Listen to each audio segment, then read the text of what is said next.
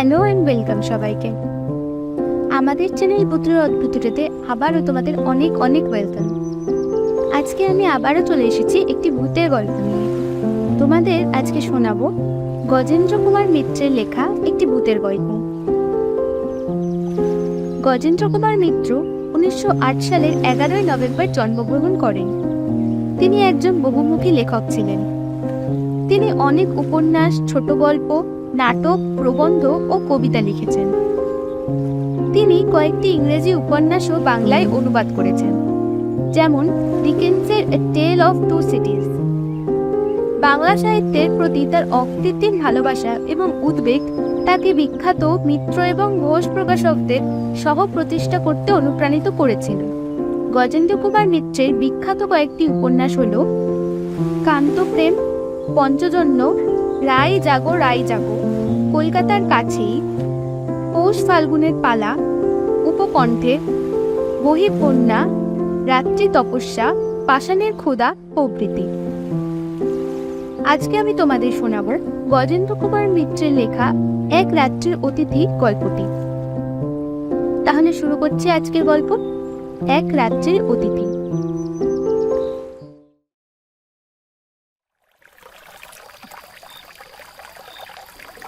বুড়ো মাঝিটাকে তাড়া লাগানো বৃথা জেনেই অনিমেষ বহুক্ষণ আগে চুপ করেছিল। তার ফলে মাঝি আর আরোহী দুজনেই হাল ছেড়ে নিশ্চিন্ত হয়ে বসেছেন। মাঝির বকাটাই রোগ, এমনকি ভাবভঙ্গি দেখে মনে হচ্ছিল এইটাই ওর পেশা। ওর বউ কতদিন মরেছে, ছেলের বিয়ে দিয়ে কি ভুল করেছে, জামাই কেন মেয়েকে নেয় না, ছোট জামাইটা জুয়ারি, ছেলেটা নেশা করতে পেলে আর কিচ্ছু চায় না। খুব ছেলে বয়সে একবারও কলকাতা গিয়েছিল, কিন্তু অত হট্টগোলে মাথা ঠিক থাকে না বলে পালিয়ে আসতে পথ পায়নি। আবার একবার যাবে মা কালীকে দর্শন করতে, ইত্যাদি তথ্য পরিবেশন করার ফাঁকে ফাঁকে কেবলমাত্র দম নেওয়ার প্রয়োজনে যখন থামে তখনই শুধু দাঁড় বাইবার কথা মনে পড়ে। সুতরাং শহরে যাওয়ার বাস যে পাবে না তা অনিমেষ আগেই বুঝেছিল, কিন্তু এমন অবস্থায় যে পড়বে তা কল্পনাও করেনি। বাস তো নেই, আশেপাশে কোথাও মানব বসতির চিহ্নও যেন চোখে পড়ে না। নৌকা এসে যেখানটায় ভেড়ে সেখানে বাঁশের মাচা মতো একটা আছে, জাহাজঘাটা হলে অনায়াসে যেটি বলা যেত। সেই মাচাতে নেমে অসহায়ভাবে অনিমেষ একবার চারিদিকটা তাকিয়ে দেখল। নিচে ময়ূরাক্ষের কালো জল নিঃশব্দে বয়ে যাচ্ছে। তার স্রোতের গতি থাকলেও তবু একটা প্রাণস্পন্দন বোঝা যেত। এত মন্থর তার স্রোত, এত নিস্তরঙ্গ যে মনে হচ্ছে সমস্ত জলটা যেন জমাট বেঁধে স্তব্ধ হয়ে গেছে। আর তার সেই অতল কালো বুকে কত কি রহস্যময় জীব স্পন্দনহীন চোখে তার দিকে তাকিয়ে কৌতুকের হাসি হাসছে। ওপারে ভগীরথপুর গ্রাম, বেশ সম্পন্ন গ্রাম তা সে জানে। বহু লোকের বাস, অনেক পাকা বাড়ি, স্কুল, ডাকঘর আছে, কিন্তু এখান থেকে তার কিছুই দেখা যায় না। ঘাট থেকে উঠে যে রাস্তাটা গ্রামের দিকে গিয়েছে তার সাদা বালির আভাস নিবিড় বনের অন্ধকারে মিশে গেছে একটুখানি গিয়েই। দুদিকে বড় বড় গাছ, কী গাছ তা বোঝা যায় না, কিন্তু তারই অসংখ্য শাখাপল্লব সমস্ত গ্রামটাকে যেন চোখের আড়াল করে রেখেছে। একটা আলোর রেখা পর্যন্ত চোখে পড়ে না। ওপারে যদি এই হয় তো এপারের অবস্থা সহজেই অনুমেয়। এপারে যেদিন সে এসেছিল সেদিন দিনের বেলাও কোনো গ্রাম ওর চোখে পড়েনি। বাসটা এসে একেবারেই ঘাটের ধারে দাঁড়ায়। যাত্রীরা সবাই ভগীরথপুর চলে যায়। সেদিন অন্তত এমন কেউ ছিল না যে এপারে কোথাও যাবে। আসার সময় দুদিকে আম গাছের ঘন বন কাটিয়ে এসেছিলেন, বেশ মনে আছে। হয়তো ছিল কোথাও ঘরবাড়ি, কিন্তু তা ওর চোখে পড়েনি। পারাপারের জন্য একটা খেয়া নৌকা আছে, চওড়া ভেলার মতো প্রকাণ্ড বস্তু, কিন্তু শেষ বাস চলে যাওয়ার পর আর ওপার থেকে কেউ আসবার সম্ভাবনা নেই জেনে সেই ইজারাদাররাও বহুক্ষণ বাড়ি চলে গেছে নৌকাটাকে ওপারেই বেঁধে রেখে। বাবু ভাড়াটা তারা লাগায় মাঝি। গৃহমানতা কাটে, কিন্তু আরও যেন ব্যাকুল হয়ে ওঠে অনিমেষ। ভাড়াটা কি রে? এই অন্ধকার যাত্রে আমি এখানে কোথায় যাব? তুই তো 1 ঘন্টার রাস্তা 7 ঘন্টায় এনে আমাকে এই বিপদে ফেললি। এখন নিদেন ওপারে পৌঁছে দে, দেখি কোথাও একটু আশ্রয় পাই কিনা। এপারে এই জঙ্গলে শেষ কি বাঘের পেটে প্রাণ দেব নাকি? চল ওপারে নিয়ে চল। আগে সেটা পারলাম না। সে কি? কেন রে, কি হয়েছে? তার উত্তরে মাঝি যা বলল তার অর্থ হচ্ছে এই যে, ওপারে অন্য নৌকা গেলে খেয়ার ইজারাদাররা বড্ড বকাবকি করে, পুলিশে ধরিয়ে দেয়। সুতরাং ওপারে যাওয়া ওর পক্ষে সম্ভব নয়। অনিমেষ তাকে অনেক করে বোঝালো। ওপারে তাকে ধরবার জন্য ইজারাদাররা যদি বসে থাকতো তো অনিমেষ তাকেই ডাকতো। শুধু ইজারাদাররা কেন, জনমানবের চিহ্ন থাকলেও সে মাঝিকে এ অনুরোধ করতো না। কোনো মতে নামিয়ে দিয়ে সে চলে যাক, তাতে যদি কেউ তাকে ধরে তো অনিমেষ তার দায়ী, ইত্যাদি সব কথার উত্তরে তার সে একই উত্তর, আগে সেটা পারলাম না। অনিমেষ তখন রাগ করে বলল, তবে তুইও থাক, আমি তোর নৌকাতেই রাত কাটাই। আগে সেটাও পারলাম না। শুধু তাই নয়, দাঁড়ের একটা ধাক্কা দিয়ে নৌকোটাকে খানিক দূরে সরিয়ে নিয়ে গেল। টাকাটা ছুঁড়ে দেন কেন? বাড়ি চলে যাই। তবে টাকাও পাবি না, যা, রাগ করে বলে অনিমেষ। কিন্তু যখন দেখে বুড়োটা সত্যি সত্যি একটা নিঃশ্বাস ফেলে ঘরমুখো হচ্ছে, তখন সে একখানা 1 টাকার নোট দলা পাকিয়ে ছুঁড়ে দেয়। যা বেটা যা, পথে ডুবে মরিস তো ঠিক হয়, মনে মনে বলে অনিমেষ। ব্যাস, এরপরে সব পরিষ্কার। ওপারে ঘন বনের নিবিড় প্রমিশ্রা, সামনে অতল শান্ত জলে তারই রহস্য যেন জমাট বেঁধে। আর এপারে তার চারপাশ ঘিরেও দৈত্যের মতো কতগুলি গাছপালা ভয়াবহ অন্ধকার বিস্তার করে সমস্ত সভ্যতার চিহ্ন, এমনকি আকাশকেও যেন আড়াল করে রেখেছে। সুটকেসটা মাচার উপর পেতে সেখানেই জেকে বসল অনিমেষ। বাঘ ভল্লুক যদি সত্যিই আসে তো জলে ঝাঁপিয়ে পড়তে পারবে। এখানে খানিকটা তবু নিরাপদ। খড় খড় ঝটপট শব্দ করে কি একটা পাখি উড়ে বসলো মাথার উপরে। ভয় পেয়ে চমকে উঠল অনিমেষ। কাছেই কোথাও শুকনো পাতার ওপর দিয়ে কি একটা সরীসৃপ চলে গেল বোধহয়। সামান্য শব্দ, তবু বেশ স্পষ্ট। জলের মধ্যে হঠাৎ একটা মাছ ডিগবাজি খায়, ওইটুকু আওয়াজ।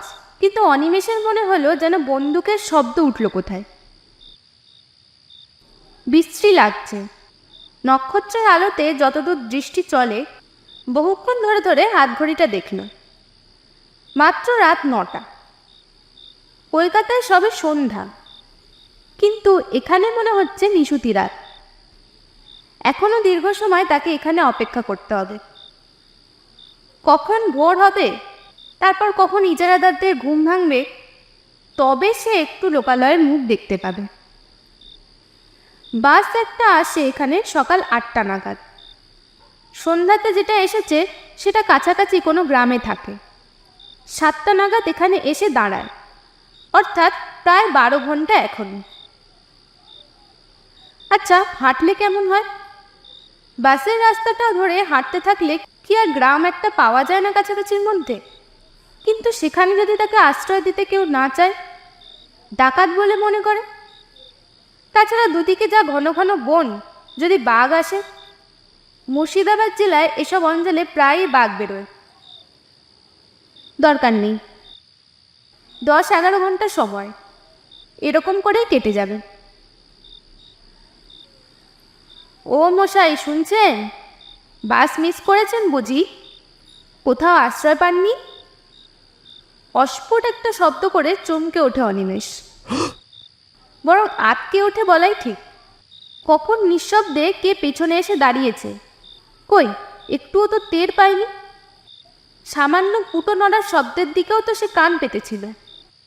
কয়েক মুহূর্ত যেন ভয়ে আড়ষ্ট হয়ে থাকে, ঘাড় ফেরাতেও সাহস হয় না।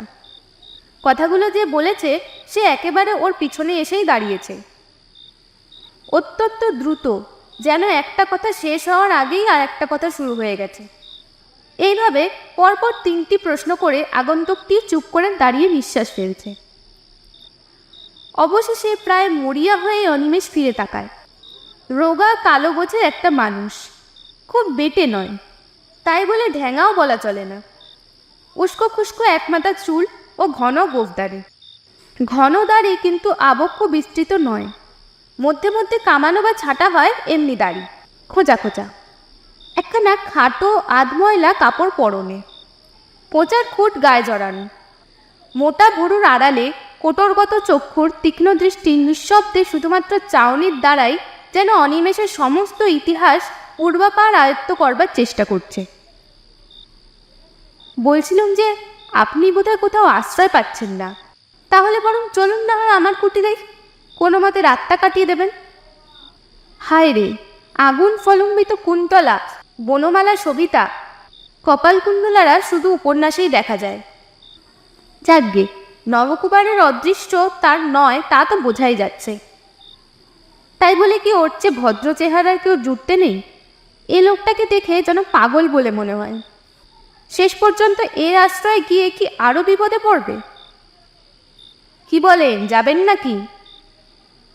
আপনি এখানে? আমতা আমতা করে অনিমেষ। আমার এখানেই একটা ঘর আছে, এই যে। লোকটা আঙুল দিয়ে দেখায়। সত্যিই তো, এই তো। বলতে গেলে তার সামনেই পাড়ের ওপর একখানা খড়ের ঘর, ও অঞ্চলে যেমন হয় তেমনি। আশ্চর্য, এতক্ষণ তার চোখে কি হয়েছিল? লোকটি বোধহয় তার মনের ভাব বুঝেই হেসে বলল, ঘরে আলো ছিল না কি না, তাই অন্ধকারে টের পাননি। আমিও বাড়ি ছিলুম না, নদীর ধার দিয়ে একটু বেড়াতে গিয়েছিলাম। অন্ধকারে একা একা বেড়াতে আমার বেশ লাগে। এখানে বাঘের ভয় নেই? আছে বই কি, তবে আমারও তো ভয় নেই। মরবার ভয় করি না। করে লাভই বা কি বলুন? মরতে তো একদিন হবেই। না, লোকটাকে ঠিক পাগল বলে তো মনে হয় না। চলুন চলুন, ঘরে বসেই কথাবার্তা হবে এখন। লোকটা তাড়া লাগায়। চলুন বলে সুটকেসটা তুলে নেয় অনিমেষ। একখানা নয়, পাশাপাশি দুখানা ছোট ঘর, সামনে এক ফালি দাওয়া। ভেতর দিকে আরও কি আছে তা ওর নজরে পড়ল না। দাওয়া বেশ ঝকঝকে করে নিকানো, পরিচ্ছন্ন। লোকটি আগে আগে পথ দেখিয়ে নিয়ে গিয়ে, দাঁড়ান, আলো জ্বালি বলে ওকে দাওয়াতেই দাঁড় করিয়ে রেখে দোর খুলে ভেতরে ঢুকল। তালা চাবির বালাই নেই, দোর শুধু ভেজানোই ছিল। ঠেলা দিতেই নিঃশব্দে খুলে গেল। ভেতরে ঢুকে আশ্চর্য রকম ক্ষিপ্ততার সঙ্গে একটা আলো জেলে লোকটি বলল, আসুন, ভেতরে আসুন। ঘরে আসবাবপত্র বেশি ছিল না। একটি তক্তাপোষের ওপর একটা মাদুর বিছানো। শয্যা বলতে এই, একটা বালিশ পর্যন্ত নেই। একপাশে একটি দড়ি টাঙানো, তাতে খান 2 কাপড়, তার মধ্যে একটা লাল। মেঝেতে জলের মেটে কলসি, একটা কাঁসার ঘটি এবং পিতলের পিলসুজে একটা মাটির প্রদীপ। এছাড়া আর কোথাও কিছু নেই। বসুন বসুন, ওই চৌকিটির উপরেই বসুন। তারপর খানিকটা নিঃশব্দে দাঁড়িয়ে নিজের 2 হাত ঘষে কেমন এক রকমের বিচিত্র হাসি হেসে বলল, ভালো বিছানা আমার নেই, আর খাবারও তো কিছু দিতে পারবো না। ঘরে আমার কিছুই নেই। আপনি মদ খান? যেন একটা আকস্মিক উগ্রতা দেখা যায় ওর প্রশ্ন করার ভঙ্গিতে। না না, রক্ষে করুন, কিচ্ছু ব্যস্ত হবেন না আমার জন্য। আশ্রয় পেয়েছে এই ঢের। ওই আশ্রয়টুকুই যা, বাঘ ভাল্লুকের হাত থেকে তো বাঁচলেন অন্তত। তা আশ্রয় ভালোই, ঘরখানা মন্দ নয়, কি বলেন? বলতে বলতে হেসে ওঠে সে। সাদা ঝকঝকে দাঁত কালো দাড়ির ফাঁকে চকচক করে। অনিমেষের যেন ভালো লাগে না ওর ভাবভঙ্গি। আবারও সেই সন্দেহটা মনে জাগে, পাগলের পাল্লায় এসে পড়ল নাকি? আপনি এখানে কি করেন? আপাতত কিছুই না। আচ্ছা বসুন, আমি আসি। মুখ হাত ধোবেন নাকি? ধুতে পারলে ভালোই হতো। কিন্তু অনিমেষের তখন নড়তে ইচ্ছা করছে না। সে বললে, না, দরকার নেই। লোকটি বেরিয়ে গেল। অনিমেষ স্তব্ধ হয়ে বসেই রইল। ভালো বোধ হচ্ছে না ওর, কেমন যেন একটা অস্বস্তি হচ্ছে। কি করে লোকটা এখানে? এমন একাই বা থাকে কেন? ঘরে কোনো রকম কিছু খাবার নেই তো ও নিজে কি খায়? চোর ডাকাত নয় তো? লোকজনকে ভুলিয়ে এনে শেষে ঈশ্বর বাঁচিয়েছেন। ব্যাগে ওর খান কত পুরোনো জামা কাপড় ছাড়া আর কিছুই নেই। পকেটেও মাত্র টাকা 6 আছে। কিন্তু একটু পরেই সমস্ত দেহ হিম হয়ে ওর মনে পড়ে, এইসব উদ্দেশ্যে যারা নিয়ে আসে ভুলিয়ে টাকা না পেলে আরও হিংস্র হয়ে ওঠে। তাছাড়া মেরে ফেলেই তো দেখবে কি আছে না আছে।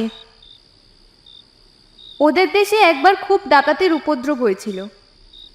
তারা একটা লোককে খুন করার পর পেয়েছিল মাত্র একটি আধুলা।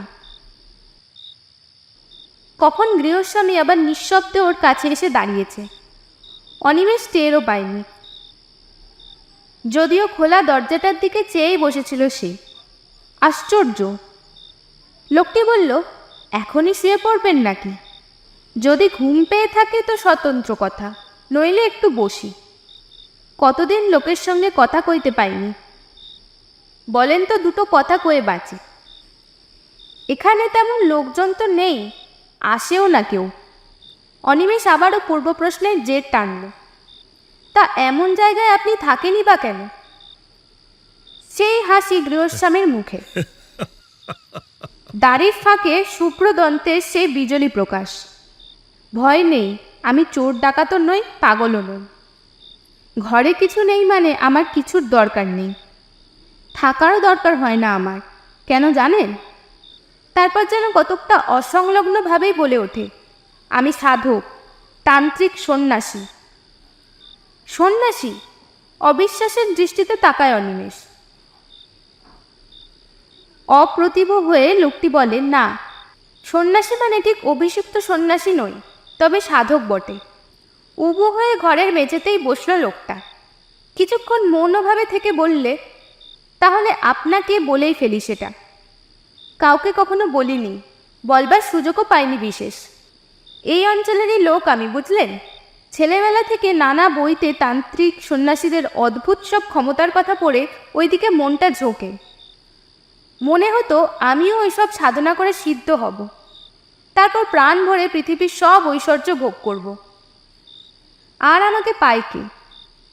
হায় রে, তখন কি আর জানতুম যে ভোগের উদ্দেশ্যে সাধনা করতে এলে সিদ্ধি তো দূরের কথা, সমস্তই খোয়াতে হয় একে একে। এই পর্যন্ত বলে লোকটি চুপ করল। এতক্ষণে অনিমেষও অনেকটা সহজ হয়েছে। লোকটির ভাবভঙ্গি আর কথাবার্তায় সত্য কথা বলছে বলেই মনে হয়। দুশ্চিন্তা অনেকখানি কমে গেল ওর। বাড়ি আমার এই অঞ্চলে নয়, বাড়ি সেই 5 ফুপির কাছে। এখানে কেন এলুম বলছি, দাঁড়ান। বলেছি আপনাকে, ছেলেবেলা থেকেই ওই দিকে ঝোঁক গিয়েছিল। স্কুলের পড়া হলো না, তার বদলে যত সব ওই ধরনের বই পড়তে লাগলুম। পড়তে পড়তে বিশ্বাসটা খুব পাকা হয়ে গেল। কিন্তু গুরু কই? 2-একটা সন্ন্যাসী যা হাতের কাছে পেলুম, দেখলুম সব বাজে, কেউ কিছু জানে না। অথচ পথ দেখাবে এমন লোক না পেলে এগোবো কি করে? মনটা বড়ই চঞ্চল হয়ে উঠল। খাবার চিন্তা ছিল না, মাথার ওপর বাবা বড় ভাই ছিল, জমি জমা তারাই দেখাশোনা করত। অবশ্য আমি বকুনিও খেয়েছি ঢের, কাজকর্ম কিছু করি না বলে, কিন্তু সেসব গায়ে মাখিনি। তবে যত দিন যেতে লাগলো মনটা ততই ব্যাকুল হয়ে উঠল। শেষমেশ আমার 23-24 বছর বয়সের সময় বাড়ি থেকে সামান্য কিছু টাকা নিয়ে বেরিয়ে পড়লুম। বেশ বুঝেছিলুম ঘরে বসে আর কিছু হবে না। এ তীর্থ ও তীর্থ করে অনেক দেশেই ঘুরলুম। ভালো চাকরি বা ভালো বিয়ে করার অনেক সুযোগও পেয়েছিলুম। সংসার, বুঝলেন মশাই, মায়ার ফাঁদ পেতে রেখে দেয় সারা জগতে। যাই হোক, সেদিকে মন ছিল না বলে কেউ বাঁধতে পারল না, কিন্তু আসল যা উদ্দেশ্য তা কিছুই হলো না। এমনিভাবে যখন ক্রমশ হতাশ হয়ে উঠছি, তখন একদিন বাড়ি ফেরার পথে বলতে গেলে বাড়ির কাছে এসে হঠাৎ একজনকে পেয়ে গেলুম। বক্রেশ্বরের শ্মশানে এক সাধু থাকতেন শুনলুম। উলঙ্গ থাকতেন শ্মশানে শুয়ে। কেউ খেতে দিলে খান, নইলে এমনিই থাকেন। কাঁচা মাংস, পাতালতা, এমনকি বিষটা খেতেও তার আপত্তি নেই বোধ হয়। এমন নিস্পৃহ তিনি। খোঁজ করে গেলুম, প্রথমটা দেখাই পাওয়া যায় না। শেষে 3 দিন ধর্ণা দিয়ে পড়ে থাকতে দর্শন পেলুম। বিপুল দেহ, তীক্ষ্ণ দৃষ্টি, পাগলের মতো ভাবভঙ্গি, কিন্তু পাগল নন। একদিন আমার চোখের সামনেই দুদিক থেকে 2 দল ভক্ত তাকে দর্শন করতে আসছে দেখে আমার চোখের সামনে শিয়ালের দেহ ধরে বনের মধ্যে গিয়ে সে দিলেন। কেউ আর খুঁজেই পেল না। বুঝলুম যে এতদিন ধরে যাকে খুঁজছিলুম, এতদিন পরে তাকে পেয়েছি। অনিমেষের মনেও ততক্ষণে গল্প জমে উঠেছে। লোকটি থামতেই সে বললে, তারপর? লোক তো পেলুম, কিন্তু ধরি কি করে? কিছুতেই ধরা দেয় না। কিছু বলতে গেলে শ্মশানের পোড়া কাঠ তুলে তেড়ে আসে। একদিন খুব কান্নাকাটি করতে সব শুনলে মন দিয়ে, কিন্তু তারপর যা বকুনিটা দিলে। বললে, ভালো চাস তো এসব মতলব ছাড়, সাধনা করবি তুই এই 1.5 ছটাক কাঁপা নিয়ে? তোর কাজ নয়, বুঝলি? মরবি, একেবারে মরবি। তাছাড়া ভোগ করবার জন্যে এসব কাজ যে করতে আসে, তার একুল ওকুল দুকুলি যায়। রামকৃষ্ণ পরমহংসের গল্প পড়িসনি? মাকে বলেছিল, মা অষ্টসিদ্ধাই দে। মা বললেন, কাল সকালে এর উত্তর পাবি।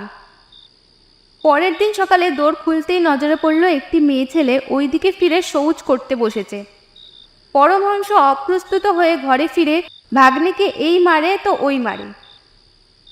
বুঝলি, এমনি তুচ্ছ শুধু নয়, ছোট জিনিস ওসব। ঘরের ছেলে ঘরে ফিরে যা, বিয়ে থা কর, নিজে নিজেই ভগবানকে ডাক, নয়তো কুলগুরুর কাছে দীক্ষা নিস। অনেক কাকুতি মিনতি করলুম, বাবার আর দয়া হলো না। আমি কিন্তু মশাই হাল ছাড়লুম না। আমার তখন জেদ চেপে গিয়েছে কি না, ওইখানেই পড়ে রইলুম। বলতে গেলে না খেয়ে দে। আর গোপনে ওর দিকে নজর রাখলুম, যদি আসল প্রক্রিয়ার কিছু হদিশ পাই। বুঝলেন না? এতদিন কি আর বৃথাই এ লাইনে ঘুরছি? আসল মানুষ না পাই, ওদের ভেতরের কথা কিছু কিছু জেনেছি বইকি। তারপর হলো কি মশাই, আরও 2-1 সাধক আর ভৈরবী ওখানে এলো বাবার সঙ্গে দেখা করতে। গোপনেই এলো, কিন্তু আমি তো ওখানেই পড়ে থাকি, আমাকে এড়াবে কি করে? পরপর কদিন ওদের চক্র বসল, তাও দেখলুম। মনে হলো আর কি, সব শিখে গেছি। ওখান থেকে রওনা হয়ে আর বাড়ি ফিরলুম না। নির্জন স্থান, অথচ শ্মশান, লোকালয় কাছে, এইরকম খুঁজতে খুঁজতে এসে পড়লুম। পথে নলহাটিতে একজন তান্ত্রিকের কাছে দীক্ষাও নিয়ে নিলুম। ও মশাই, এলুম তো এখানে, কিন্তু সাধনা আর হয় না। প্রথম দিন থেকে বিঘ্ন, উপকরণ নেই। শেষে অনেক কৌশল করে অনেক নিচে নেমে যদি বা সব জোগাড় করলুম। মঙ্গলবার অমাবস্যার রাত পেয়ে যেমন আসন করে বসেছি। কি বিঘ্ন, কি রকমের? ভয় পেলেন? শুনেছি তো এরকম সাধনায় বসলে প্রথম প্রথম নানা রকমের ভয় দেখায়, কিন্তু সেটা শুধুই পরীক্ষা করার জন্যে। আপনিও তো সেরকম শুনেছিলেন নিশ্চয়ই, তবে ভয় পেলেন কেন? হাসল লোকটা আবারও। কাউকে ছেলে মানুষই করতে দেখলে বিজ্ঞ মানুষরা যেমন হাসে, কতকটা তেমনই হাসে। বললে, জানে তো সবাই, কিন্তু শোনা এক জিনিস আর অভিজ্ঞতাটা আরেক। তেমন অভিজ্ঞতা হলে বুঝতেন। শুনবেন কেমন? মরার খুলিতে করে মদ খাচ্ছি, মনে ভয় ডর কিছুই নেই, এই বিশ্বাস হয়ে গিয়েছিল। কিন্তু সেই লোকেরই বুকের মধ্যে হিম হয়ে গেল সেসব শুনে। না না, তেমন ভয়ানক কিছু না। প্রথম শুরু হলো ফিসফিস কথার শব্দ, খিলখিল হাসি, চাপা হাসি। ক্রমে সেটাই বাড়তে লাগলো। মনে হলো 10 জন, 20 জন, 100 জন, হাজার হাজার। আপনার চারপাশে যদি লক্ষ লোকের ফিসফিস কথার শব্দ হতে থাকে তো কেমন হয়? আর তার সঙ্গে চাপা এক ধরনের খিলখিল হাসি। তবু আমি স্থির হয়ে আসনেই বসে রইলুম, নড়লুম না। যদিও কাজে আর মন দিতে পারলুম না, এটাও ঠিক। তারপর মশাই স্পষ্ট দেখতে লাগলুম, শ্মশানের মাটি ফুঁড়ে ফুঁড়ে যেন মরাগুলো উঠছে। কত কাল থেকে মরেছে সব, কত হাজার হাজার বছর ধরে। এক একজনের বিভৎস চেহারা, রোগের যন্ত্রণায় বিকৃত মুখ। কেউ বা খুন হয়েছিল, কেউ বা ঠ্যাঙারের হাতে প্রাণ দিয়েছে, কেউ বা গলায় দড়ির মোড়া। ঠিক সেই অবস্থায় উঠেছে, তেমনই স্কন্দ কাটা কিংবা হাড়গোড় ভাঙা অবস্থায়। সকলেরই মুখে রাগ, চোখের দৃষ্টিতে আগুন। তারা সবাই আমার দিকে আঙুল তুলে শাসাতে লাগলো। পাপিষ্ঠ, তুই এখানে কেন? শ্মশান অপবিত্র করতে এসেছিস? চলে যা। তার মধ্যে একজনের আবার শুধু কঙ্কাল। বোধহয় তাকে পুঁতে রেখেছিল কোথাও মেরে, তারপর তাকে তুলে পোড়াতে হয়েছে। সেটাই সবচেয়ে কাছাকাছি এলো। মুখে সেই এক শব্দ, দূর হ, দূর হ। ভয় পেলুম খুব, তবু এও জানি একবার ভয় পেলেই গেল, চিরকালের মতো। প্রাণপণে চেঁচিয়ে উঠল, যাব না, যাব না, উঠব না আমি। ব্যাস, আর যায় কোথায়? সেই কঙ্কালটা আরও এগিয়ে এসে তার অস্থিময় আঙুল কটা দিয়ে আমার গলাটা চেপে ধরল। ওহ, সে কি চাপ, যেন মোটা লোহার সাঁড়াশি। কত চেষ্টা করলুম মুক্ত হওয়ার, কিন্তু সে বজ্রকঠিন মুষ্ট খোলে কার সাধ্য? দম বন্ধ হয়ে গেল। বুকে সে এক অসহ্য যন্ত্রণা। মনে হলো যেন দেহের প্রতিটা শিরা ফেটে যাচ্ছে। আকুলি বিকুলি করতে লাগলু এক ফোঁটা হাওয়ার জন্যে। সে হাওয়া চারিদিকেই রয়েছে, কিন্তু এক বিন্দু বুকের মধ্যে নিতে পারলুম না। বরং আরও চেপে বসতে লাগলো সেই সাঁড়াশির মতো আঙুলগুলো। তারপর রুদ্ধ নিঃশ্বাসে প্রশ্ন করে অনিমেষ। তারপর আবার সেই হাসি। তারপর আর কি, মুক্তি। সেই থেকে ঘুরে বেড়াচ্ছি এখানে। কাজ নেই, কামাইও নেই, জায়গাটার মায়া ছাড়তে পারিনি। সবচেয়ে কষ্ট হয় কথা কইবার লোক নেই বলে। কি কিন্তু? কথা কইতে গিয়েও একটা অজ্ঞাত আতঙ্কে অনিমেষে যেন গলাটা কেঁপে যায়। আপনি মুক্তি পেলেন কি করে? তা আমিও জানি না। একসময় দেখলুম যে আমি দাঁড়িয়ে রয়েছি আমারই ভূতপূর্ব আশ্রয়, অর্থাৎ কিনা দেহটার পাশে। যারা এসেছিল তাদেরও তো কাজ শেষ, তারাও সব যে যার মিলিয়ে গেছে। এক কথায় সব কিছুর শান্তি। তবু বুঝতে কয়েক মিনিট দেরি লাগে অনিমেষে। কথা কইতে গিয়েও গলার স্বর বিকৃত হয়ে যায়। তার মানে আপনি কি বলতে চান যে আপনি তখন মারা গেলেন? আর আপনি কি মরা? প্রশ্নের শেষ অংশটা আকস্মিক আর্তনাদের মতো চিৎকারে পরিসমাপ্ত হয়। কিন্তু প্রশ্ন সে করছে কাকে? কেউ তো নেই, শুধু সে একা বসে আছে ঘরে। বাকি জিনিসগুলো ঠিক আছে, পিদিমটা তেমনি জ্বলছে। শুধু উবু হয়ে বসে যে লোকটা কথা বলছিল সে আর নেই। কোথা দিয়ে গেল লোকটা? কখন উঠে গেল তার চোখের সামনে দিয়ে? বারবার এই ব্যাকুল প্রশ্ন ওর মনে উঠতে লাগলো, কিন্তু উত্তর দেবে কে? খানিক পরে আসল প্রশ্নটা আবার প্রবল হয়ে উঠল।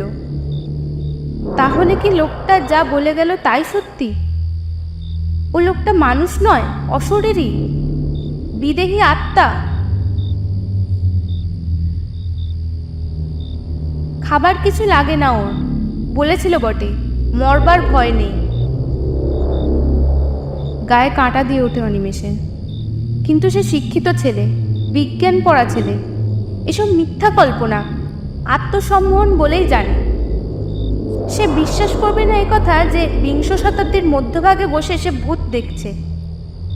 আচ্ছা, পিছনে ছায়া পড়ছিল কি ওর? মনে করবার চেষ্টা করে অনিমেষ। সত্যিই কি না লোকটা তার সঙ্গে তামাশা করছে? আগে যা ভেবেছিল তাই, ডাকাত বা ঠ্যাঙারের জাতীয়? ভয় দেখিয়ে গেল, এরপর কাজ হাসিল করা সোজা হবে ভেবে। মনকে প্রবোধ দেয় সে, এইতে হওয়া সম্ভব। ভূত হলে আলোয় থাকবে কি করে?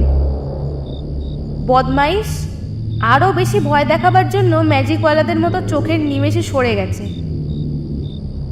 দোরটা বন্ধ করে দেবে নাকি? দেওয়াই উচিত। পালাবে, কিন্তু কোথায় যাবে এই অন্ধকারে? আরও তো ওদের কবলে গিয়েই পড়তে হবে। সে দেখতে পাবে না ওদের, ওরা দেখবে। তার চেয়ে দৌড় বন্ধ করে বসে থাকাটা মন্দ নয়। যা হওয়ার হবে। আলো তো থাকবে এখানে, লোকগুলোকে চোখে অন্তত দেখা যাবে। অনিমেষ অতি কষ্টে উঠে দাঁড়ালো। হাতে পায়ে যেন জোর নেই। কোনো মতে উঠে গিয়ে সন্তর্পণে দৌড়টা বন্ধ করে দিল। ভাগ্যিস ভেতরে খিল আছে, বেশ মজবুত খিল। দেখে শুনে ভালো করে বন্ধ করলো।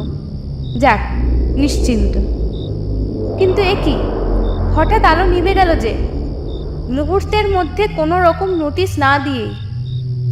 ঘরটা তার চারপাশ নিশ্চিদ্র অন্ধকারে ভরে গেল।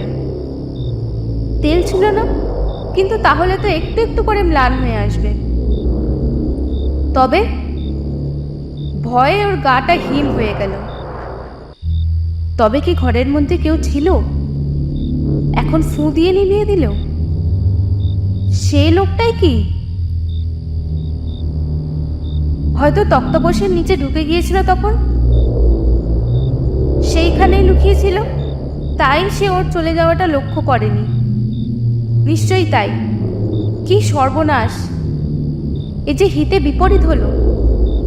ওদের হাত থেকে বাঁচতে গিয়ে একেবারে ওদের মুঠোর মধ্যেই এসে পড়ল। পকেটেতে দেশলাই পর্যন্ত নেই। যতদূর মনে পড়ে ব্যাগও নেই। ব্যাগটাই বা কোথায়? চৌকিটা যে ঠিক কোন দিকে তাও তো মনে পড়ছে না। উফ, কি বদমাইশ লোকটা! রুদ্ধস্বরে, হয়তোবা একটু ভীত কণ্ঠেই অনিমেষ বলে উঠল, কে কে ওখানে? আলো জ্বালো বলছি শিগগির, নইলে ভালো হবে না। দেখিয়ে দেব মজা। কি জানলে না? নিস্তব্ধ চারিদিকে। কোথাও একটা জনপ্রাণী আছে বলে মনে পড়ে না। রহস্যময় সুগভীর স্তব্ধতা। ঘরে কি জানলা ছিল? তাও তো মনে পড়ছে না ছাই। জানলা খুলে দিলে তবু একটু নক্ষত্রের আলো আসে।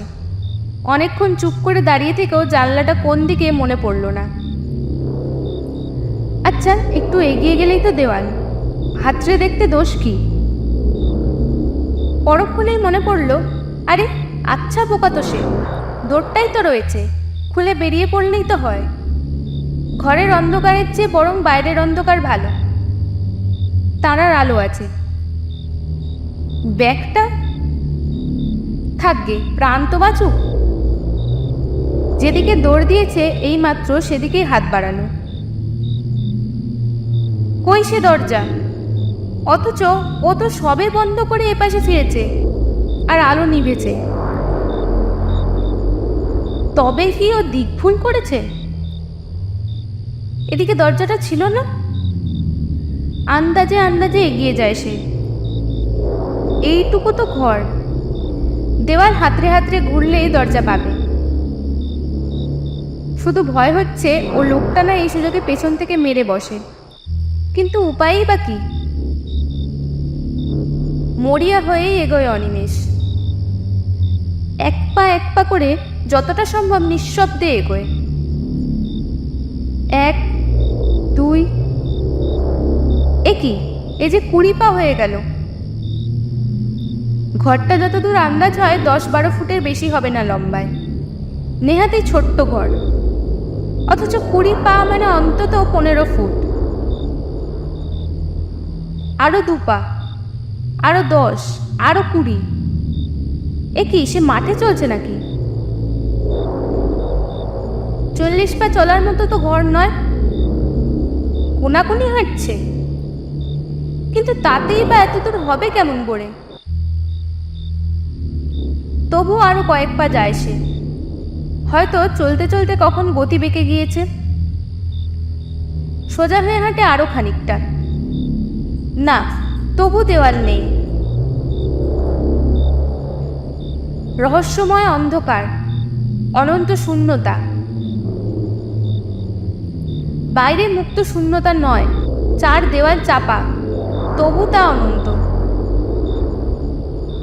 এবার কপালে ঘাম দেখা দেয় অনিমেষের। এতক্ষণ ডাকাতের ভয়ে যা হয়নি, এইবার তা হলো। পা দুটো কাঁপতে লাগলো থরথর করে, একেবারে যেন ভেঙে এলো। অসহায়ভাবে সেখানেই বসে পড়ল। এ তার কি হলো? কি চক্রান্তে জড়িয়ে পড়ল সে? তবে কি সে লোকটা অশরীরী? সত্যি সত্যি? সে কি তাহলে কোনো প্রেতজনীর মায়াতে এসে পড়েছে? বিহ্বল হয়ে অনিমেষ কি করবে কোনো পথ দেখতে পায় না। ওই যে কারা আসছে না? হ্যাঁ, ওই তো কত লোকের পায়ের আওয়াজ। অন্তত ৮-১০ জনের কম নয়, কিন্তু আরো বেশি। এই বাড়ির কাছেই আসছে। ওই তো দাওয়ায় উঠল। ও মশাই, শুনছেন? ও মশাই! গলা দিয়ে স্বর বেরোলো না। টাকরা শুকিয়ে গিয়েছে, গলা কাঠ। কিন্তু ওরাই যদি সেই ডাকাতের দল হয়? তা হোক, তবু তো তারা মানুষ। ভরসা হলো একটু অনিমেষের। তাহলে অন্তত এটা প্রেতের মায়া নয়। আহ, বাঁচা গেল। হ্যাঁ, ডাকাতি, নইলে ওরা অমন ফিসফিস করে কথা কইবে কেন? বহু লোক যেন পরস্পরের সঙ্গে ফিসফিস করে কথা কইছে। আরো লোক বাড়ছে, আরো বহু পায়ের শব্দ, অসংখ্য অগণিত ফিসফিস করে কথা বলার আওয়াজ। এ কি, ওরা কি ঘরে ঢুকছে নাকি? কেমন করে ঢুকলো? ওর যে চারিদিকে শব্দগুলো এগিয়ে আসছে, ওরই চারপাশে, খুব কাছে, খিলখিল করে চাপা হাসির শব্দ। অনেকে হাসছে, তবু শব্দটা খুব জোর নয়। মাথা থেকে পা পর্যন্ত বরফ নেমে যায় যেন দেহের মধ্যে। হাত পায়ে আর কোনো সার থাকে না। আতঙ্ক যে এমন জিনিস, তা আগে অনিমেষ কল্পনাও করেনি। মস্তিষ্ক শুদ্ধ যেন নিষ্ক্রিয় হয়ে আসছে। চিৎকার করবে? সাধ্য নেই। পালাবে? পথ কই? কিন্তু কিছু তো একটা করা উচিত। লোকগুলো যেন ওকে ঘিরে ধরছে। তাদের নিঃশ্বাস দূষিত, তীব্র, উষ্ণ। নিঃশ্বাসের স্বর ভাঙে। মনে পড়ে গেল লোকটার বর্ণনা। সেও তো এমনই ফিসফিস শব্দ শুনেছিল, এমনই হাসি। তারপর তারপর সেই মৃতের পুনরুত্থান, সেই কঙ্কালের অভিযান। তারও অদৃষ্টে কি তাই হবে? সে তো কোনো দোষ করেনি। সে তো সাধনা করতে আসেনি সবের বুকের ওপর চড়ে। আকস্মাৎ কে একজন হা হা করে হেসে উঠল তারই আশেপাশে। তীক্ষ্ণ চড়া গলার সে হাসি। মনে হলো যেন তারা পাশের অন্ধকারকে বিদীর্ণ করে ছড়িয়ে পড়তে চাইছে। আবার চারিদিকের দেওয়ালে ধাক্কা খেয়ে ফিরে আসছে তারই চারিদিকে। বহুক্ষণ ধরে সেই একই হাসির শব্দ ধ্বনিত আর প্রতিধ্বনিত হতে লাগলো তাকেই ঘিরে। বিশ্রী, তীক্ষ্ণ একটা উপহাসের হাসি। সে হাসির জাল যেন তাকে চারিদিক থেকে বেড়ে ধরেছে, আর নিস্তার নেই। প্রাণপণ চেষ্টায় মরিয়ার মতো চিৎকার করে উঠল এবার অনিমেষ। হে ভগবান, এ কি করলে? সত্যিই তো, ভগবানের কথা তো তার মনে ছিল না। তাকে তো সে ডাকেনি। হে ভগবান, হে হরি, বাঁচাও! হে রামচন্দ্র। আর কিছু মনে এলো না তার। গায়ত্রী মনে আছে কি? হ্যাঁ আছে। পৈতেটা কোথায়? শুভবীর ক্লান্তি আর অসহ্য তন্দ্রায় চৈতন্য শিথিল হয়ে আসে তার।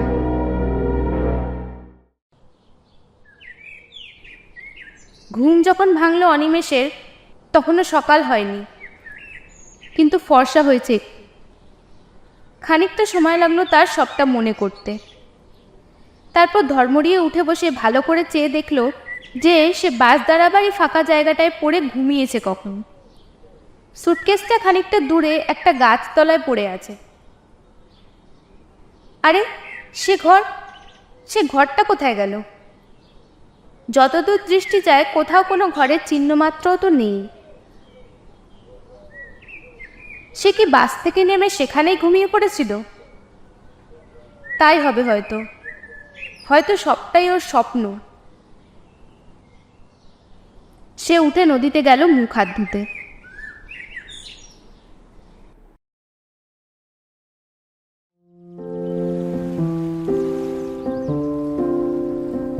আজকের গল্পটা এখানেই শেষ হলো।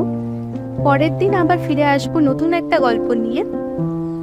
এরকমই ভুতুড়ে এবং অদ্ভুতুড়ে গল্প শোনার জন্য আমাদের চ্যানেলটা সাবস্ক্রাইব করে রাখো আর বেল আইকনটিও অন করে দাও, যাতে পরবর্তী গল্প আপলোড করার সাথে সাথেই তোমাদের কাছে নোটিফিকেশন চলে যায়। তাহলে আজকে চলি, টাটা।